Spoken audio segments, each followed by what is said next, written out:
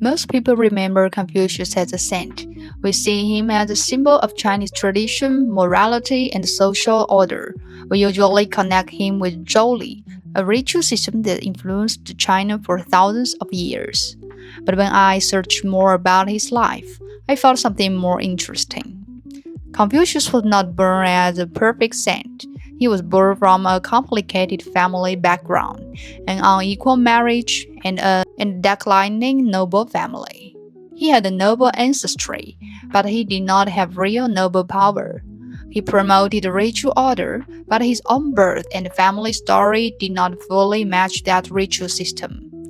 So today, I want to talk about a different Confucius, not only the saint in history books, but also the struggling human being behind the saint. According to traditional accounts, Confucius was not born from his father's principal wife. His father was already very old, while his mother was still very young. From a modern view, this marriage looks very unequal. It also did not fully match the Zhou ritual system. So I started to think, why did this marriage happen? I think it may have been an exchange of interests between two families. Confucius' father came from an old noble family connected with the state of Song and the old Yinsheng royal line. But by Confucius' time, his father's family had already lost much of its power and wealth. They still had a noble background, but not real noble power. Confucius' mother came from the Yan family, a local Shi class family in Lu. Her family may have had money, knowledge, and local influence, but they did not have the same old noble status. So maybe his mother's family wanted to connect with an old noble family, while Confucius' father wanted to a young woman who could give him a healthy son. Finally, Confucius was born, but his father died when Confucius was still young. After that, Confucius and his mother lived in poverty.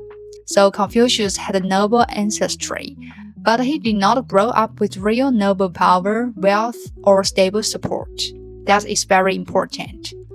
Confucius was between two worlds. He had access to noble knowledge, but he did not have real noble status. He knew things that ordinary people usually could not learn, but he himself was not fully accepted by the powerful aristocratic class. I think his knowledge may have come from several sources. His mother's family, the Yan family, famous teachers, and the cultural background of the state of Lu. Lu had strong ritual traditions, and the Yan family may have helped him get education, teachers, students, and social connections. There is one story that shows his awkward position. The Zhi clan once held a grand banquet for the Shi class. Confucius came from a declining Shi family, so he went there. But when he arrived, Yang Hu, the chief steward of the Zhi family, stopped him at the door in public. This was embarrassing. It showed that although Confucius had noble background, powerful aristocratic did not truly accept him. Maybe this is one reason why he later decided to teach ordinary people. Before Confucius, education mainly belonged to nobles, royal families, and people connected with government. But Confucius helped to open education to more ordinary people. He believed people should have their chance to learn, not only because they were born noble or powerful. To me, this is one of his biggest contributions. At that time, the Zhou dynasty was losing control. Different feudal states became more independent and fought with each other. Society was chaotic, and the old political order was breaking down. Confucius wanted society to become peaceful again, so he promoted Zhou. This system was like a social guide. It told people in different positions what they should do and what they should not do. A king should behave like a king. A son should behave like a son. Officials, fathers, children, and ordinary people all had their responsibilities. From today's view, some parts may feel too strict. But from Confucius' view, he wanted to rebuild order in a chaotic world. At the same time, Confucius was also a mortal person. His own life had contradictions. He promoted Zhou, but his own birth was not fully in accordance with Zhou.